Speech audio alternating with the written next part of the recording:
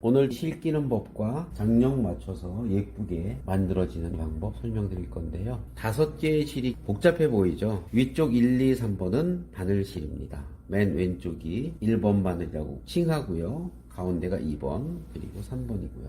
그 다음에 이게 4번 조시 탱크라고 할 수 있어요. 1, 2, 3, 4, 5번 이렇게 번호를 부여해 드릴게요. 4번 조시 탱크가 하는 일은 이 부분이죠. 지금 가이루뽀라고도 칭하는데 이쪽에 실을 껴서 오는 장력을 조절하는 역할을 하는 조시 탱크입니다. 그리고 5번은 아래쪽 실이에요. 루퍼 실. 실 끼는 법은 이렇습니다. 바늘대 실은 이 미싱이 있다고 하면은 요거는 이제 오픈이 되는 거고요. 여기에는 실기름을 넣고 쓰는 건데 열이 받았을 경우에 실에 열을 식히는 역할을 해주는 실리콘 오일을 넣는 건데 대부분은 안 넣고 쓰십니다. 왜냐하면 열 발생이 많이 되는 원단을 썼을 경우에 하나는 거고요. 이렇게 오픈과 크로스가 되는 거고 이렇게 차등을 넣어서 맨 왼쪽이 1번, 2번, 3번 이어서 이렇게 쭉 올라가서 이렇게 내려와서 반드시 하리돔에 대부분 이제 구멍이 이렇게 뚫어져 있어요. 일부는 이렇게 튀어나와서 철사로 마감이 되어 있는 것도 있지만 이게 가장 좋다고 볼 수 있습니다. 그리고 1, 2, 3번 실 끼는 거예요. 탑커버 실 위쪽에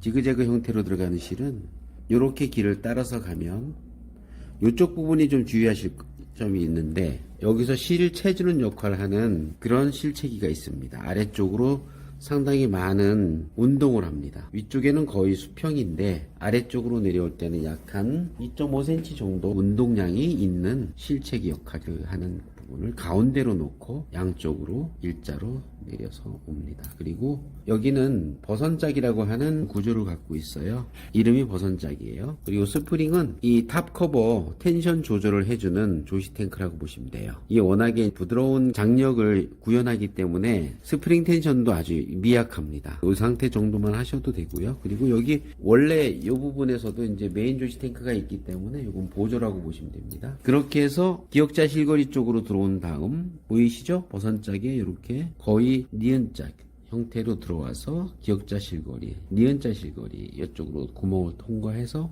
버선짝 홀 안으로 이쪽으로 들어온 다음에 이런 구조로 진행을 하면 이렇게 가이로퍼가 실을 끌고 나가서 바늘 사이로 들어가서 엮이는 그런 구조로 되어 있습니다.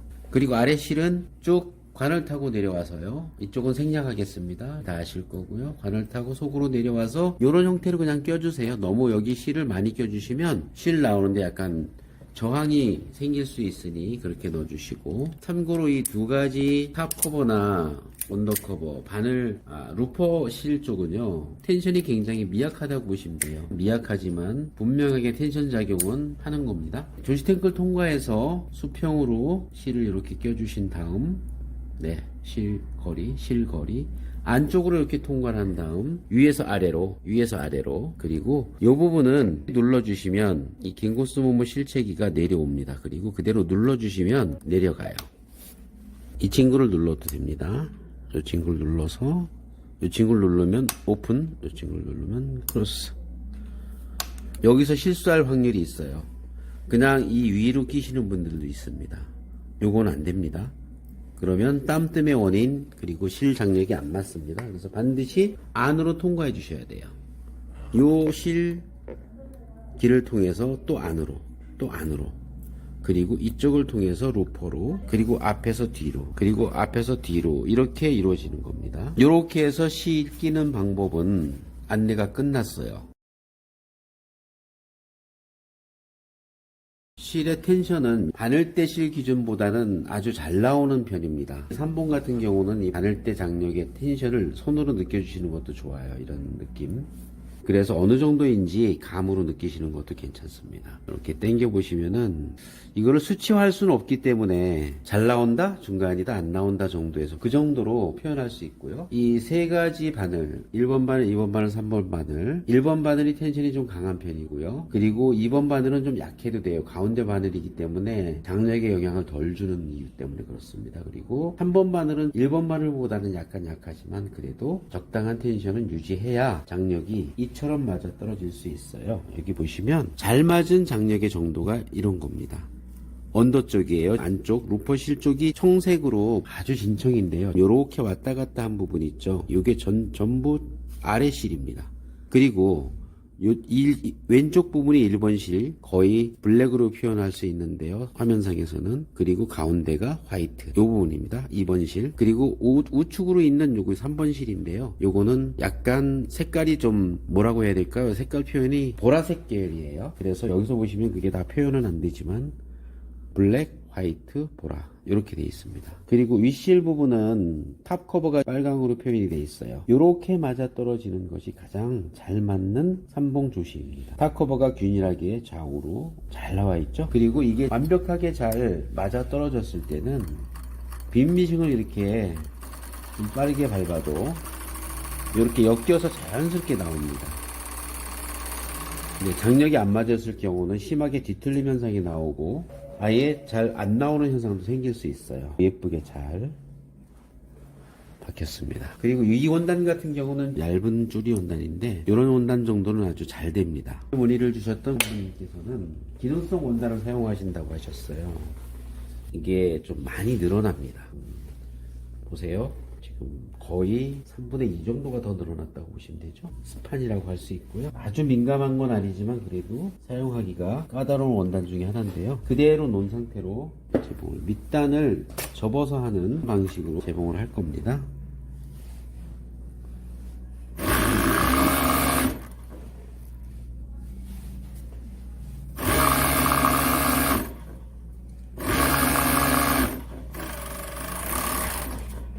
화면에 완벽하게 조시가 맞아 떨어졌죠. 뒤틀림 현상도 없이.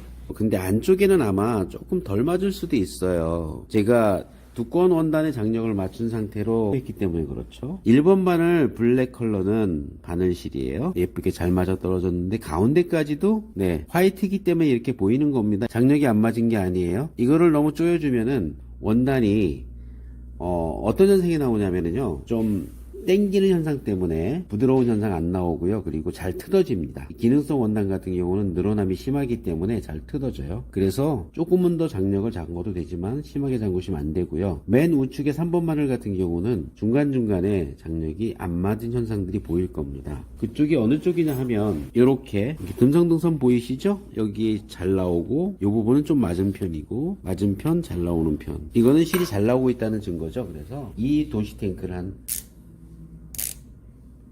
3-4바퀴 정도 돌려서 다시 한번 제가 재봉을 해보겠습니다. 이럴 때는 약 한 4-5cm나 뭐 10cm 정도 박으신 다음에 한번 이렇게 뒤집어서 보세요. 그러면 상당히 좋아졌죠? 종전보다. 가운데 쪽은 좀 장력을 조여줄 필요가 있네요.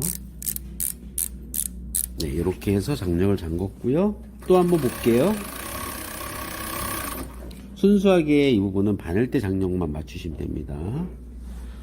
네, 확실히 그 화면상에는 어떻게 비춰질지 모르지만 확실히 좋아졌어요. 좀 더 잠가 드릴게요.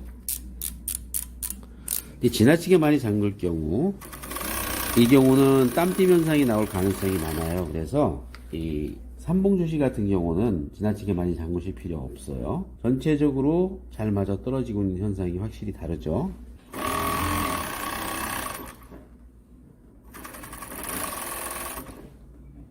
네, 이 마지막 부분인데요. 땀이 떴네요. 이럴 경우는 너무 의심하지 마세요. 이거는 미싱이 잘못된 게 아니고 장력 조절에 대한 문제니까 장력 조절을 가운데 실을 너무 많이 조였기 때문에 나타나는 현상일 수도 있어요. 영향을 받고 있습니다. 루퍼 하나로 바늘 3개 그리고 실은 5개죠. 그래서 커버 스테치기라고 하는 삼봉이라고 하는 이 기계는 예민하고 까다롭습니다. 그래서 실도 좋은 걸 써야 되지만 바늘도 아주 정확하게 조금이라도 효율 있으면 안 돼요. 장력 부분에 대한 신경을 많이 써야 됩니다. 지금 이 보세요. 여기 구간에서는 땀이 안 떴습니다. 여기 구간에서는. 그러나 장력을 심하게 조였을 때 이때 땀이 뜬 거죠. 이런 현상이 나옵니다. 하나로 바늘대 실을 3개를 컨트롤해야 하고 로퍼 실 동작에 의해서 장력을 서로 조화가 맞아야 됩니다. 굉장히 민감하기 때문에 타이트한 조시를 원하시지 않으셨으면 좋겠어요. 그리고 실제로 입었을 때 이렇게 액티비티한 행동하는데 부자연스러움이 있습니다. 제가 풀어서 맞췄어요. 그런데 어딘가 좀 조금은 이상해요. 그래서 저는 지금 이 상태라면 이렇게 할 것 같습니다. 가운데 쪽에 실을 같은 색깔을 썼다면 이건 문제가 전혀 안 되겠죠. 오른쪽도 마찬가지예요. 그래서 전보다는 조금씩 풀어줄 거예요. 제가 왜 여기에 대한 부분에 시간을 많이 할애해서 설명을 하는지에 대한 거는 경험치가 많으신 분들은 충분히 이해가 갈 거예요. 지금도 더 풀어야 될 부분들이 아직 남아 있어요. 그리고 인내심도 가져야 되고요. 특히 이렇게 민감한 원단을 할 때는 상당히 어려움이 많습니다. 하나 더 팁을 드린다면 약간은 당겨주면서 하시는 게 훨씬 더 도움이 됩니다. 지금 이제 왼손 보이시죠? 왼손도 사실은 왼쪽으로 살짝 당기고 있어요. 그리고 앞에는 오른손은 앞으로 살짝 당기는 그런 동작을 취할 겁니다. 이랬을 때 약간은 볼륨 현상이 나오죠. 늘어났어요. 약간은. 하지만 이 자체로 제품에 영향을 주진 않습니다. 다만 결과를 보시면 상당히 놀라운 결과가 나왔습니다. 왼쪽에 자세히 보시면 왼쪽에 실 조임 라인 완벽하게 균일하게 여기서부터 이 구간이 똑같이 나왔고요. 가운데도 또 마찬가지고요. 오른쪽 바늘 마찬가지입니다. 아래 실 장력은 이렇게 맞는 것이 가장 좋습니다. 그리고 실제로는 당겼을 때 이 상태가 실제 줄 이라고 보시면 됩니다. 이거는 늘어났던 원단이 다시 쪼라드는 형태이기 때문에 이렇게 몽울진 부분이 더 강조되는 그런 현상이 나오는 거죠. 제가 정확하게 하기 위해서 가운데 실을 갈아서 이 원단하고 맞는 걸로 교체를 해서 다시 한번 보여드릴게요. 가운데 있던 화이트 실을 블루로 교체를 할 겁니다. 가운데 조시 탱크를 살짝 연 상태로 이렇게 당겨주시면 아주 편안하게 실을 가져올 수 있어요. 네, 완벽하게 열은 상태로 엄지검지로 열고 매듭은 최소화해서 이어주면 여기까지 통과하는데 어려움이 없습니다. 네, 바늘 끝에서만 이제 잘라서 실을 낄 거예요. 장력은 그대로 두고 테스트 재봉을 해보겠습니다. 장력 그대로 뒀는데 보이시죠? 아까 화이트 가운데 실보다는 훨씬 잘 만든 느낌이 있는 것 같죠? 좀 더 빠른 속도로 재봉을 해보겠습니다. 제가 좀 전에 말씀드렸듯이 오른손 당겨주고 왼손도 원단을 컨트롤하면서 나갔어요. 아 예뻐요. 정말 예쁩니다. 이렇게 실 하나 갈았을 뿐인데 정말 예쁘죠? 표현이 다 될진 모르지만 제가 봐도 아주 예쁜 조시가 나왔습니다. 궁금한 점 있으시면 전화나 문자로 이런 점 저런 점 이야기해 주시면 영상으로 보답해 드리겠습니다. 그리고 또 한 가지 추가할 건요. 잘 당기기가 안 된다 의심하지 마세요. 바늘, 실, 그 밖에 실을 잘 꼈는지 장력을 조절은 잘했는지 원단 컨트롤은 잘하는지 원단의 성격을 잘 이해를 하시고 손이 많이 도와주어야 합니다. 그래야 이렇게 기능성 있는 원단도 예쁘게 작업을 할 수 있는 그런 기본이 되는 거죠. 이상으로 영상 마치겠습니다. 기능성 원단의 특징 중에 하나가 얇고 바늘이 이 부분에 걸쳐서 재봉을 하는 경우가 많이 있습니다. 원래는 이렇게 아주 타이트하게 여기에 걸쳐서 하는 게 맞는데요. 실제 작업을 하다 보면은 아무리 전문가라 할지라도 이 선을 넘어가는 경우가 있어요. 그랬을 경우는 원단의 겹수가 달라지기 때문에 여기서 땡김 현상이 생겨요. 요거를 방지하는 팁을 드리려고 이 영상을 찍습니다. 보시면 안쪽에 장력도 이런 형태로 나올 가능성이 많습니다. 그리고 표면 쪽에서 봐도 매끄럽지 않죠. 여기에 껴져 있는 침판은 일반 보통 침판이라고 볼 수 있어요. 이 안쪽으로 보시면 날씬해요. 이 부분이 볼륨이 없죠. 제가 추천드리는 이 볼록형 침판은 씀의 부분이 유난히 볼록하게 튀어나온 형태예요. 이 구조를 어떠한 형태로 실을 편안하게 나오게 할 수 있냐 하면요, 아래 실, 그러니까 이 밑실인 거죠. 로퍼 실을 이쪽에 많은 양을 가지고 와서 여기에서 편안한 형성을 하고, 그렇다 그러면 원단하고 이제 함께 있는 겁니다. 요 자체로. 그리고 이쪽 침판 쓰면은 요 거리가 아주 짧아요. 바늘에서 찍혀지는 부분과 약 한 2mm 정도밖에 표면적으로 두터움이 없습니다. 그리고 바로 경사진 각도로 쭉 빠져나가요. 그런데 이쪽 볼록형 침판은 약 한 3mm 이상 더 끌고 나갈 수 있는 여지가 있어요. 도톰하게 지금 여기까지 이어져 있는 거죠. 제가 침판을 교환을 해서 시연 재봉을 해 보여드릴게요. 편의상 침판 볼트, 고정 볼트는 하나만 잠그고 하겠습니다. 그리고 아무것도 만지지 않은 상태로 그대로 시연 재봉을 할 겁니다. 한 겹이 박히는 쪽으로 재봉을 할 거예요.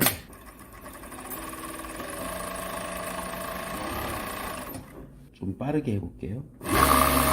빠르게 했을 때 불리하거든요. 실이 나오는 그 텐션 정도가 강해지기 때문에 땀수가 좁은 상태임에도 불구하고 종전에 재봉했던 비교하면 상당히 다름이 느껴지죠? 요거 먼저 보시고요. 네, 상당히 편안하게 나왔습니다. 그리고 안쪽을 보시면요. 이쪽 부분은 거의 한 겹만 박혔어요. 여기는 두 겹 겹쳤고요. 안쪽 부분도 보시면 장력이 편안하죠? 그리고 왼쪽 거를 보시면 이렇게 당겨 있습니다. 종전에 했던 작업 부분이에요. 땀도 심하게 뜬 경우가 있고요. 그래서 이 본력형 침판을 쓰시면 기능성 원단에 대한 그리고 당기는 부분에 대한 걱정을 상당 부분 덜어낼 수 있고요. 이 부분이 조금 마음에 안 들어 땀수를 키울 겁니다.